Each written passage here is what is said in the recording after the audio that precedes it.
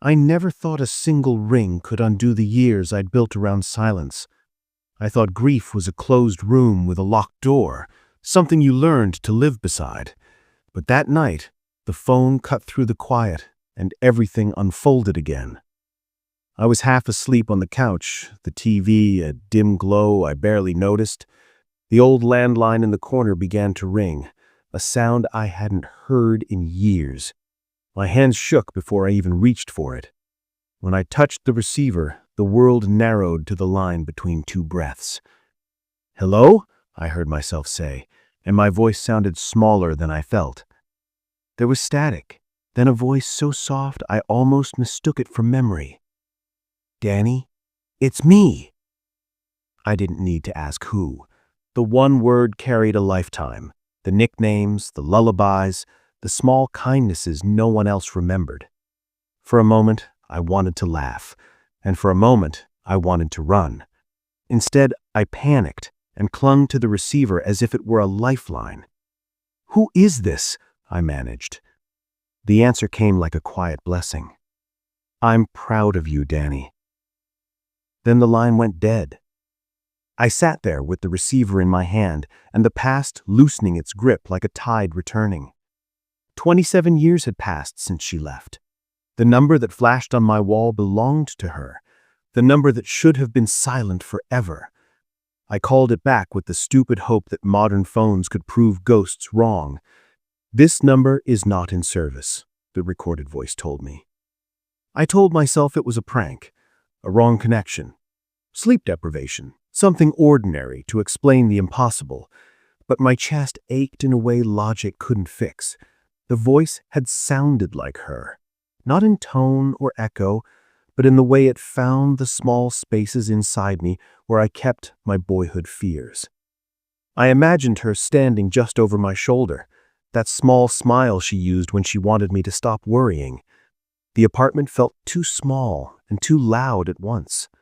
Every photograph, every shelf, every invisible corner rearranged itself around that one impossible call. I tried to go back to sleep and failed.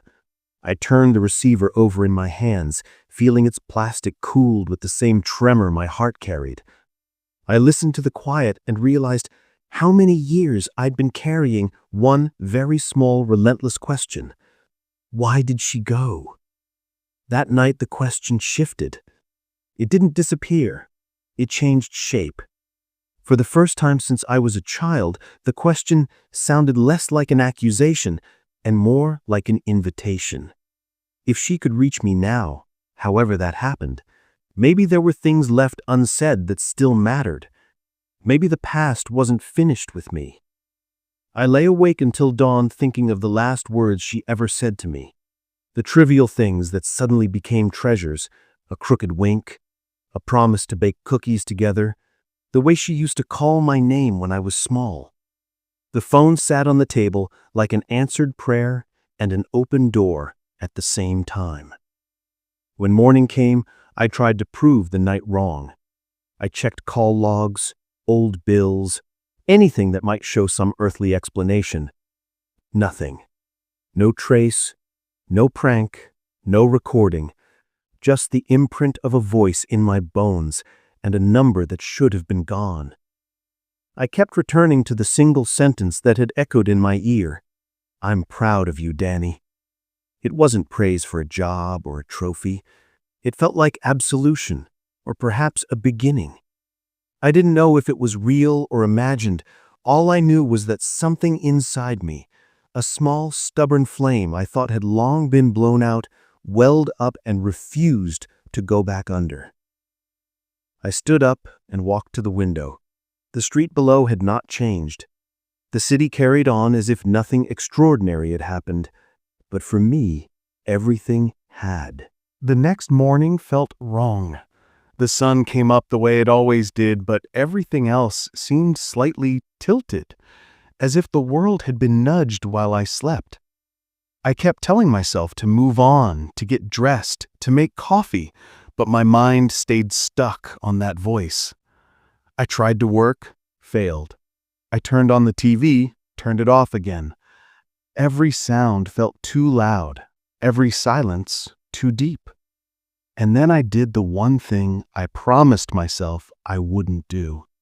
I called her number again. It rang once, twice, 3 times. Then the line clicked. Static. A breath. And nothing. "Hello?" I whispered, feeling ridiculous, like a grown man chasing ghosts. But deep down, I wasn't chasing a ghost. I was chasing the last part of me that still believed in miracles. For hours, I kept the phone beside me, waiting for another call that never came. By afternoon, curiosity took over fear.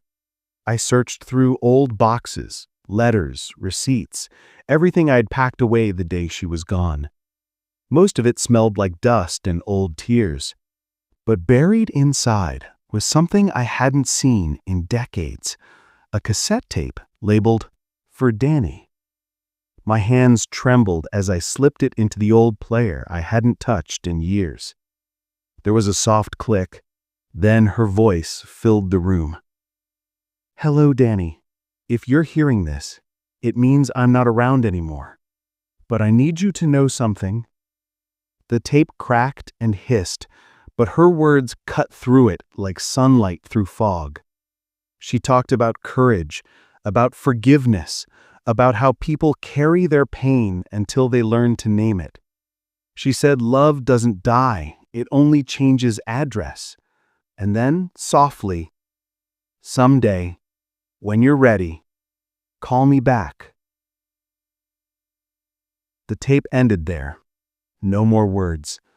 Just the hum of the player spinning in an empty room. I sat still for a long time, my eyes burning. It felt as though she had known, that somehow she had left breadcrumbs across time, leading me right here. It wasn't magic. It wasn't haunting. It was something quieter, something human, a mother's way of staying even when she had to leave. That night, I couldn't stop thinking about the phrase she used, "Call me back." It sounded impossible, and yet, hadn't I already done that? I dialed the number one last time before bed, just to see. The line rang once, twice, and then the same static returned. But this time, underneath the static, I heard music. Her favorite song. The same one she used to hum when she brushed my hair before school. It lasted only a few seconds before fading into silence. But it was enough. I slept with the phone on the nightstand, the tape beside it, and the strange peace of knowing that maybe, just maybe, the distance between the living and the gone isn't as far as I thought. And for the first time in years, I didn't wake up afraid of tomorrow. I couldn't shake the sound of that song. For days it echoed in my head like a soft whisper that refused to fade. Every time I closed my eyes, I could see her. Not as a ghost, but as a memory alive in sound. I took the cassette everywhere, played it in the car, at night, even while I worked. It was like having her beside me again, only in pieces. But the more I listened, the more I noticed something strange. Faint noises behind her voice. A creak, a hum, and what sounded like wind chimes. There had been wind chimes on our old porch. The thought hit me like thunder.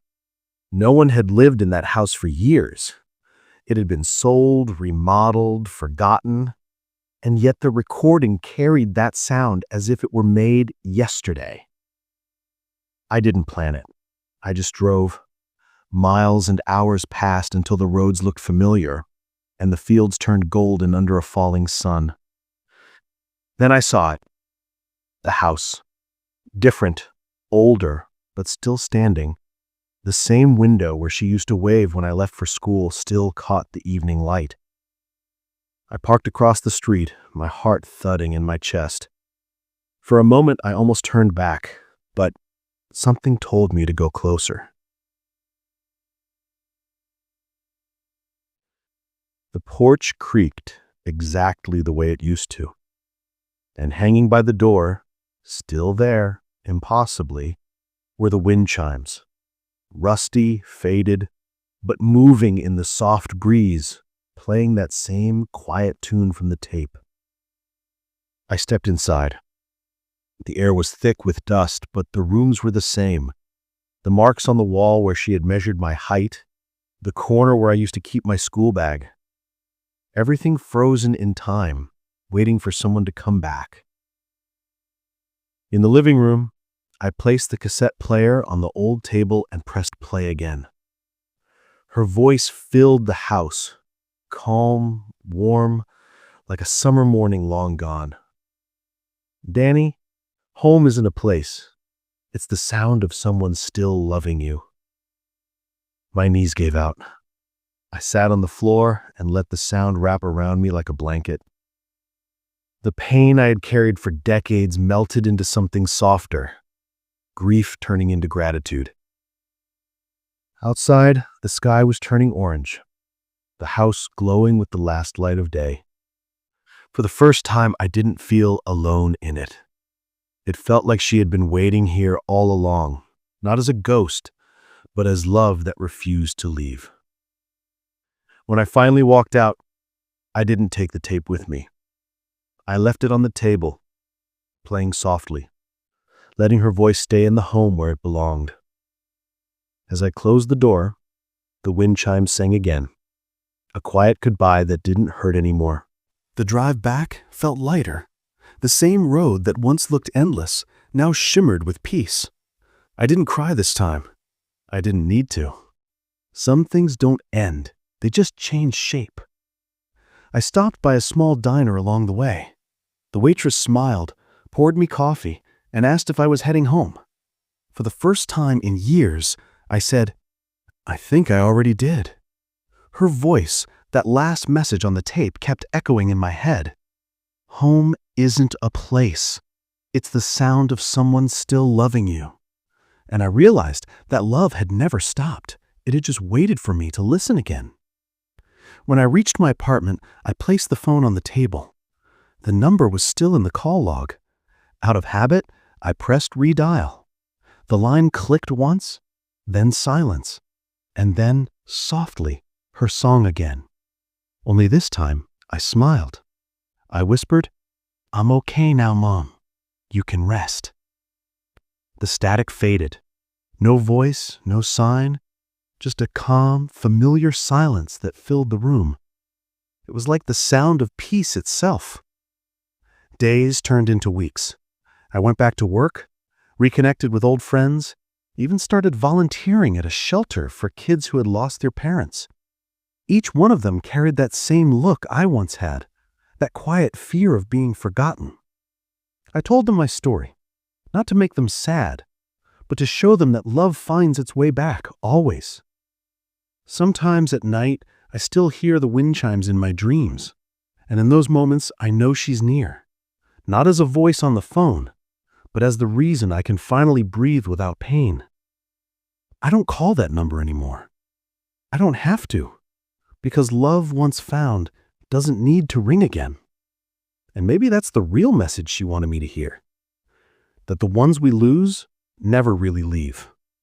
They live in every choice we make, every kindness we give, every sunrise we still have the courage to see. So, if you're listening to this, whoever you are, call home, not with your phone, but with your heart. Someone's waiting to hear it. The call never ends.